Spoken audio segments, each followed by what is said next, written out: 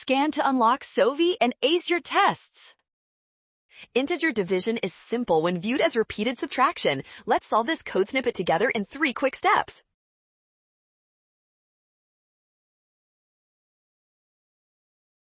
Starting with x at 102 and y at 5, the while loop checks if subtracting 5 keeps x non-negative. This is basically just the definition of a division operation.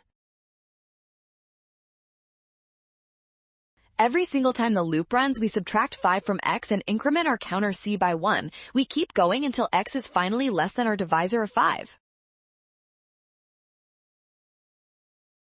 Since 5 goes into 102 exactly 20 times with a remainder of 2, the counter kit hits 20. Option C is the final winner.